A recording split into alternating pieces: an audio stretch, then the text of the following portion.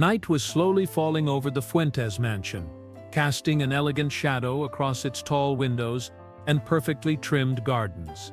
From the outside, everything looked flawless, untouched, like an old painting that never fades. But inside, behind velvet curtains and marble floors, something else was burning.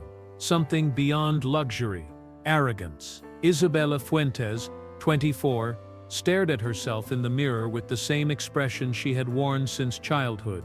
Still, confident, slightly bored. Her dark hair fell like silk over bare shoulders, and her designer dress hugged her figure like a second skin. She had just returned from a charity event, some cause she couldn't even recall, where she smiled for the cameras, gave a hollow speech, and as always, avoided looking into the eyes of the staff. Don't look at them, they don't exist for you. That's what she'd been taught. While removing her makeup with mechanical gestures, a faint creak pulled her out of her daze. Oh, she turned, frowning. Then came a smell, smoke, at first faint, then insistent. "Mom," she called from the hallway. Silence. She headed downstairs, but a wave of heat blocked her path. The curtains in the main lounge were ablaze. The fire had started in the kitchen, and within minutes, the wooden structure connecting the wings of the house was burning like dry paper. "Is anyone there? Dad," she shouted, backing up. "Help!" She ran back up to her room, slammed the door shut, and grabbed her phone. No signal, no guards, no maids. Everyone had already evacuated. Across the garden, Tomás Reyes, 29, was just packing away his tools when he heard the cries. He'd only been working there for 3 weeks as a maintenance assistant. Quiet, methodical, invisible. But his ears were sharp, and his conscience even sharper. "Is someone still inside?" he muttered, running toward the side entrance. The back door was wide open. Smoke crawled along the floor like a faceless beast. Tomás covered his mouth with a damp rag and climbed the service stairs. He remembered the house layout well. Second floor, east wing, master bedroom. He pushed the door open and found her curled by the window, coughing, tears in her eyes, and wearing a look he'd never forget. "Stay calm. I'm here. We're getting out of this." Isabela could hardly believe what she was seeing. The guy in the dirty overalls, the one who never looked at anyone. Now he was her only chance at survival. "You? What are you? We'll talk later. Hold on." He wrapped her in a blanket and carried her in his arms without asking for permission. They moved through smoke, fire, and fear. Escaping through a hidden hallway that led to the greenhouse, as beams started creaking behind them. A light explosion rocked the north wing just as Tomás collapsed onto the grass, with Isabela safe in his arms. The private hospital where Isabela was admitted that night smelled like disinfectant and overpriced flowers. The room, decorated in clinical elegance, stood in brutal contrast to the images of the fire that still danced in her mind like living flames. She was lying in bed, hooked to an IV, with a light burn on her right arm, and lips cracked from the smoke. But the deepest pain wasn't physical. She woke at dawn. Outside, the city still slept. Inside, only one sound, slow, steady breathing. She turned her head with effort, and saw him. Tomás was asleep in an uncomfortable chair, his head tilted to the side, hands wrapped in bandages. His face was still smudged with soot, and a thin cut ran across his eyebrow. Beside him, a plastic cup of cold coffee, and a crumpled paper bag. Nothing about him matched the sterile luxury of the room. Nothing, except his presence. Isabela stared at him in silence. She wanted to resent him, for being there, for having seen her weak, for shattering the perfect image she'd worked so hard to maintain. But she couldn't. Not after he'd pulled her from the flames without asking for anything in return. Not after he'd risked his life for hers. A nurse walked in. She smiled warmly. "Miss Fuentes, thank goodness. How are you feeling?" "Tired, confused. How long have I been here?" "Almost 12 hours. But you're out of danger." It was a miracle. "If it weren't for him," she said, pointing to Tomás, "you wouldn't be talking to me right now." Isabela looked down. She had been saved by a man she had never even spoken to. One of them. A few hours later, Tomás woke up. Seeing her conscious, he straightened up immediately, uneasy. "I didn't expect to be allowed to stay, and I didn't expect you to save me," she replied softly. Silence. Tomás stood slowly, avoiding her gaze. "I just did what anyone should have done. It won't happen again." Was that a reproach? It was the truth. "I'm not going to pretend that everything you represent changed just because of one night in flames." Isabela pressed her lips together. His insolence irritated her, but it also unsettled her. "You don't know anything about me, and you don't know anything about me," he said, finally meeting her eyes. "But I still went back for you." That sentence hung in the air, as heavy as the smoke that had once surrounded them. Isabela didn't respond. She couldn't. He nodded, took a step toward the door, then paused. "I don't hold it against you, but I'm not staying to be someone's gratitude trophy either. My job here is done." And he left, but not entirely, because from that morning on, something inside her began to burn again. It wasn't fear or anger. It was something even the fire hadn't extinguished. For days, Isabela tried to return to her routine, but the routine no longer recognized her. The mansion, partially destroyed, was under renovation. Her parents had temporarily moved into a 5-star hotel penthouse downtown, where everything felt even more artificial. Her mother spent the mornings with architects and interior designers, her father with lawyers and investors. Neither of them truly asked how she felt. "You're fine. You're alive. That's what matters," Eduardo Fuentes said, ending the conversation with a dry kiss on her forehead. But to Isabela, it wasn't just that. The fire hadn't only marked her skin. Now she carried an irritating emptiness inside, as if the air she breathed had lost its weight, and without fully understanding why, she thought of him. Tomás, a name she hadn't even known before that night, a man she'd ignored for weeks, maybe months, who never dared to look her in the eye, until that hospital room. Who was he, beyond a temporary employee? On the third afternoon, without telling anyone, Isabela left the hotel, went alone to the working-class area of the city, and after asking discreetly among construction workers and security guards hired by her father's firm, she found out Tomás lived in a modest boarding house in the San Martin district, near the old docks. He was the son of deceased teachers, had dropped out of college to support his younger siblings, and worked wherever he could find a job. Nothing about him fit her world. Nothing except his courage. Isabela hesitated in front of the chipped door of the building, a simple 3-story house. A part of her told her to turn back, that it was absurd, that he wouldn't want to see her, but the other part, the one that had felt a knot in her stomach since the hospital, couldn't walk away. She took a deep breath, and rang the bell. An older woman answered. "Looking for Tomás. He's on the rooftop, fixing a water tank." "Go on up." She climbed the stairs. Each step felt like a confession. When she reached the top, she found him with his back turned, his shirt soaked with sweat and hands covered in grease, adjusting a rusted valve. "Do you always fix things that are falling apart?" she asked, trying to sound light. Tomás turned slowly. The surprise in his eyes lasted only a second before turning into caution. "What are you doing here, Miss Fuentes?" "I'm not sure. But I want to understand why I can't get you out of my head." He looked at her, long and deep, then wiped his hands on a cotton rag, and stepped closer. "Maybe because, for once, something in your life wasn't bought or controlled. It just happened." Isabela felt her stomach twist. "Maybe. But I don't know what to do with that." "Then don't do anything. Just sit. Look at the sky. It's free," he said, nodding toward the edge of the rooftop. She sat. So did he. And for a few minutes, neither of them spoke. They just looked at the sky, as the sun sank between old buildings and tangled wires. It was the first sunset she ever saw, without filters. In the weeks that followed, their meetings became less accidental, and more intentional.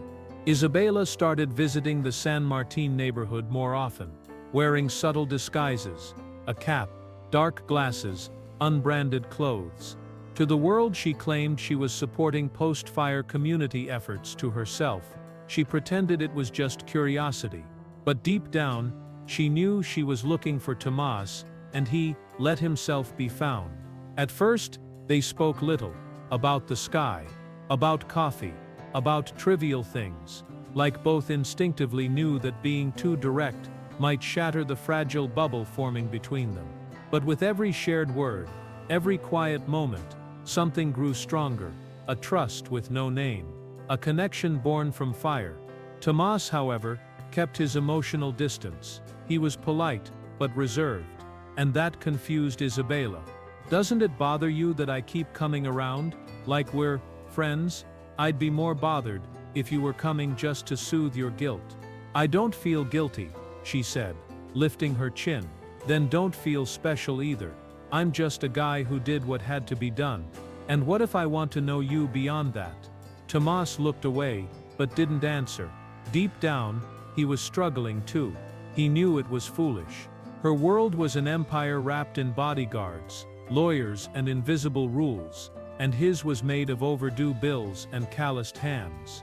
But in her, he saw a kind of humanity he never expected, a vulnerable light behind the polished facade. The fourth time she visited, it was raining.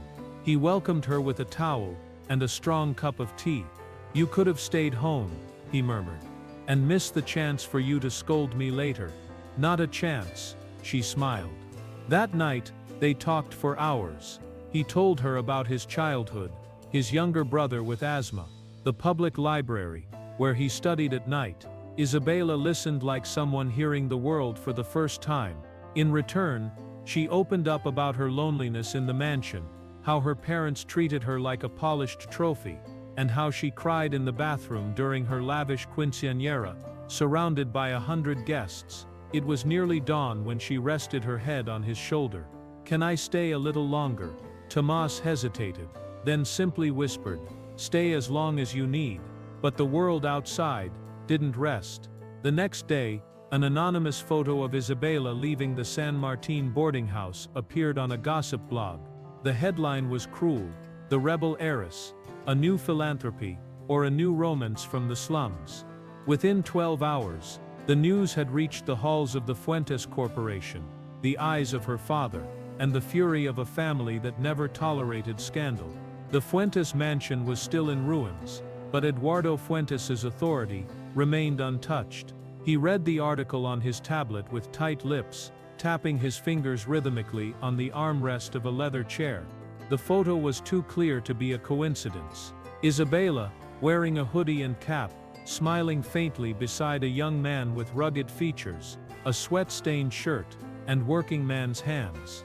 The scandal wasn't about what they had done, but what they represented, what they dared to challenge. "Who the hell is this boy?" he asked, without raising his voice, but with a tone that silenced the room.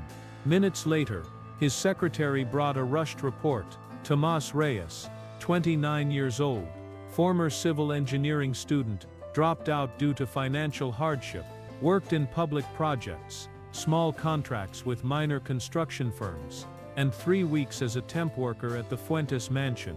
No criminal record, but nothing, at least to Eduardo, that made him worthy. "I want him gone, today." Meanwhile, Isabela was desperately trying to contain the storm.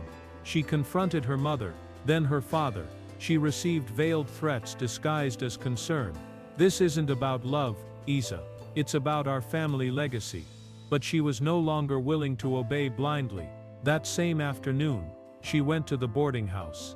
Tomás was packing books and tools into a cardboard box. "What are you doing?"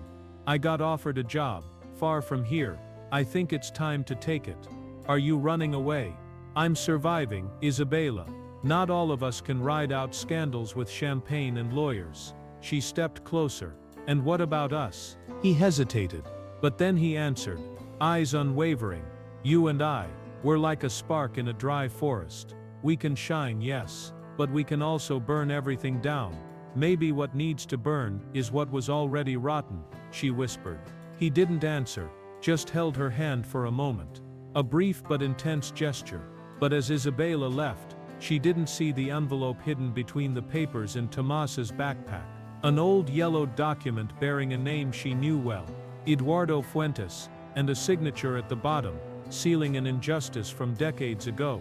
Tomás wasn't there by accident. That night, Isabela couldn't sleep.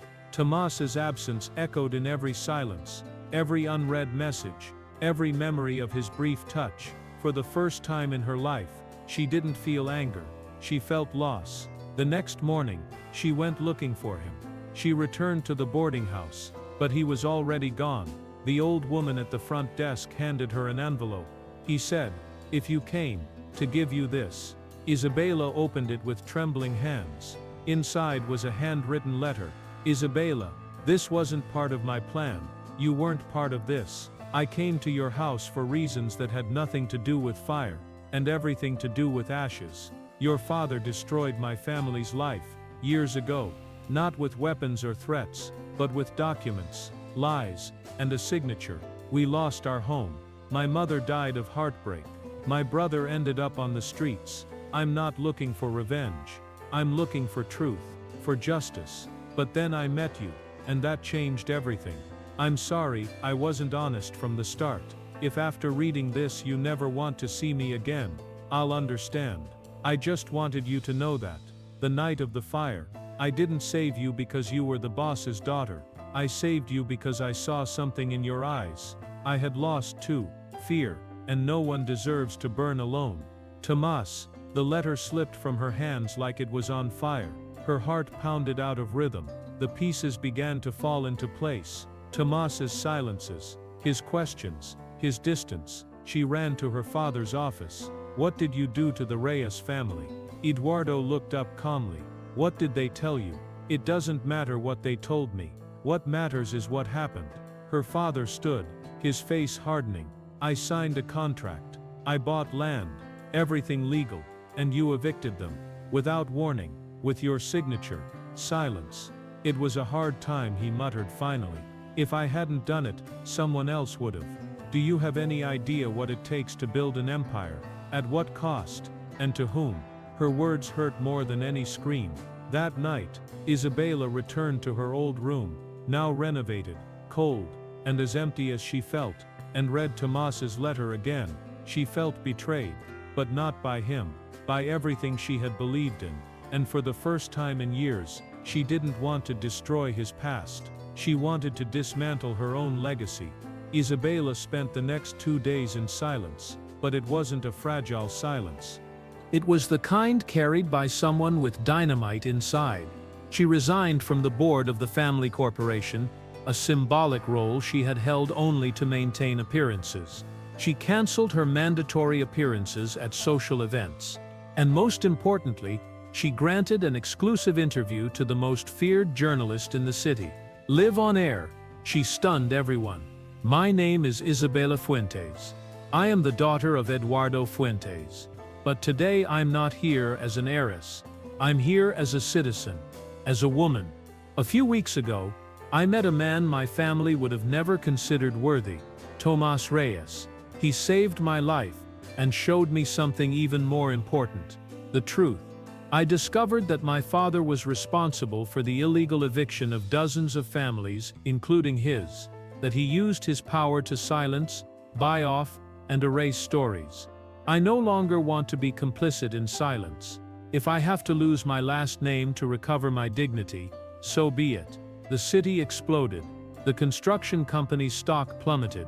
Journalists began digging up old records. Buried complaints resurfaced.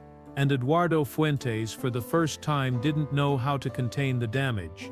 The next morning, Isabela packed a small bag, traded her luxury car for a taxi, and headed to the countryside, where she had learned Tomás had taken a job working on a rural social project. She arrived under the rain, her shoes sinking into the mud, her hair tied in a rushed bun.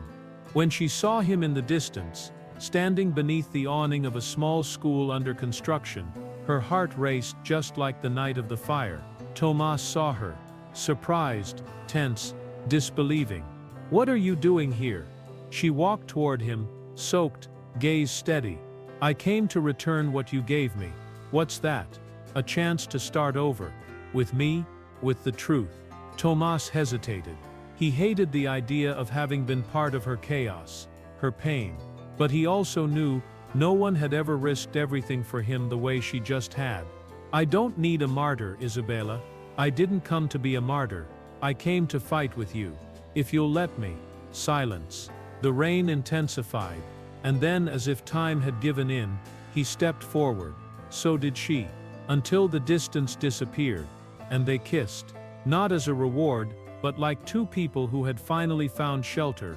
The months that followed felt like a new world. Isabela and Tomás started living together in a small wooden house near the rural social project where he worked. She traded high heels for boots, makeup for books on human rights, and began preparing to apply to a public university. For the first time, her life wasn't scheduled. It was being lived. There were challenges. Money was tight, but laughter came easily, and silence felt light. Tomás, though happy, always kept a watchful eye. He knew the Fuentes empire wouldn't fall quietly, and it didn't. One afternoon, while Isabela was sorting through her father's old files to support ongoing investigations, she found something unexpected. A printed email dated 2 weeks before the fire. The sender was an engineer hired by Eduardo. The subject line: "Instructions to expedite demolition of the North Wing." The content was blunt. It revealed the kitchen's electrical system was compromised, and that a controlled accident could facilitate insurance claims and a profitable rebuild. Isabela felt her blood run cold. "It wasn't an accident," she whispered. That night, she showed it to Tomás. He read the document in silence. "You're saying your father might have caused the fire?" "Not directly, but he knew the risk, and let it happen, with us inside. And you. I was just part of the collateral damage, nothing that couldn't be replaced." Tomás's anger, which had long simmered down, reignited with a force he could barely hold back. "I thought saving you was just a coincidence, but now I get it. You needed saving. You were condemned long before the flames. And yet here we are," she answered. "Steady. What are you going to do?" What he never expected: speak out. But this time, not as his daughter, as a witness. The news that Isabela Fuentes would testify against her own father spread like wildfire. A national scandal. The district attorney reopened investigations, and the Fuentes family's lawyers declared war. Tomás tried to protect her, but he knew she would never allow herself to be hidden again. She had become her own flame. But the world doesn't surrender to justice so easily. The morning after her public statement, their house was broken into. Nothing was stolen. They left only one thing on the kitchen table: a black envelope with a sentence written in red ink. "There are fires that should never be lit." The black envelope wasn't just a threat, it was a countdown. From that day forward, every move had to be measured. Isabela replaced her phone with a secure device provided by the authorities. Tomás reinforced the doors, installed makeshift cameras, and began sleeping with a metal bat under the bed. But the fear didn't come only from outside. It grew inside them, in silent gestures, in loaded glances, in the things even love couldn't name. "Are you sure about this?" Tomás asked one night, his voice rough. "More sure than ever. This isn't about revenge, it's about truth, and surviving it." She touched his face with tenderness, like someone lighting a candle in the wind. "I have you. That's enough." But sometimes love isn't enough. 2 days later, on their way back from the prosecutor's office after signing new testimony, they noticed a car following them. Tomás saw it in the rearview mirror. This wasn't coincidence. Isabela ducked down. She obeyed, confused. Tires screeched behind them. A motorcycle pulled up beside their car. Then a sharp cracking sound. A gunshot. Tomás jerked the wheel and swerved off the road, cutting through a dirt path and barely losing the attacker. The car skidded, crashed through a wooden fence, and came to a halt. Silence. He turned, breathless. "Are you okay?" Isabela trembled, clutching her shoulder. "There was blood." "I'm not sure." Tomás tore his sleeve and pressed it to her wound. It was shallow, but the fear ran far deeper than the bullet. Minutes later, once safe, they understood. That wasn't a warning. It was the beginning. The prosecutor's office assigned them a security detail. A plainclothes agent moved in with them to a safe house. But nothing could shield their souls. That night, Isabela stared at the ceiling for hours. Tomás's hand, entwined with hers, was the only thing grounding her. "I never imagined fighting for what's right would cost so much," she whispered. "Do you want to leave? We can start over somewhere else. New names, new country." She looked at him, her eyes more certain than ever. "No, if we run, they win. And you and I, we're not the kind who run. Not after everything we've already survived." Tomás kissed her forehead, not as goodbye, as a promise, because they knew the final chapter wouldn't come quietly. It would come on fire. The auditorium was full. Cameras, journalists, prosecutors, union representatives, ordinary citizens, people with tired eyes and voices long silenced. And at the center of the stage, Isabela Fuentes, wearing a plain white shirt, hair tied back, no makeup, but with the most alive expression she had ever worn. By her side, Tomás, steady, quiet, not as backup, but as equal. "Thank you all for being here," she began, her voice calm. Across the audience, Eduardo Fuentes entered, flanked by lawyers, tall, imposing, but his face was tense. He still believed he could control everything, but it was too late. Isabela handed the prosecutor an envelope. "These are the documents proving the cover-up of the fire in our former home. The emails, the orders, the signatures, and also the paperwork for the forced eviction of more than 20 families, including Tomás Reyes's. My father knew, and chose to stay silent. And I, his daughter, refused to be silent anymore." Gasps rippled through the room. Eduardo stood, trying to intervene. "Isabela, you don't know what you're doing." "Oh, I know. I'm doing what you never had the courage to do. Face the consequences. You're destroying your family." "No, I'm healing it." The prosecutor announced the formal opening of a criminal case. And at that moment, for the first time, Eduardo Fuentes lowered his shoulders. He was no longer a giant, just a man surrounded by truth. Isabela and Tomás left the auditorium, not with glory, but with relief. The next day, headlines read, "Heiress dismantles her own family empire for social justice." Months passed. Eduardo was prosecuted. Some of his assets were seized. The mansion was turned, by court order, into a community center. The burnt wing was never restored, a visible reminder that power too can crumble. Isabela and Tomás stayed together, not as savior and saved, but as two survivors of the same fire. She went back to school. He founded a cooperative for sustainable construction with former workers who had been unfairly fired. They lived in a modest house with a garden out back, where lavender, tomatoes and a pink bougainvillea bloomed. The same one Tomás planted on their first day of peace. One afternoon, sitting under its shade, he looked at her. "Do you ever regret it? Only not jumping sooner," she smiled. "With you." And he, closing his eyes, simply replied, "With you, I would have walked into that fire again." Years passed, but some things refused to fade. In the small garden surrounding their home, the bougainvillea climbed the walls with wild beauty, covering the concrete scars left by fire and time. Isabela watered the plants at sunset, barefoot, with a smile that was no longer fragile. It was free. Tomás, just a few feet away, carved a name into a newly built wooden bench. Rebirth. The bench faced the rosebush they had planted on the day they chose to stay, to resist, and to rebuild. Not just their lives, but the world around them. They lived with little, but lived with everything. She taught in public schools about justice, courage, and awareness. He kept building simple homes, with foundations of truth. And in every house raised by Tomás's hands, there was a hidden mark, 3 lines carved into the wood, subtly reminding them where it all began. Fire, truth, love. That night, after the rain, they sat on the bench, hands intertwined, wrapped in the quiet comfort of people who no longer needed explanations. Isabela leaned her head on his shoulder and said, "I thought life would give me answers, but it gave me fires. And you were my water." Tomás smiled.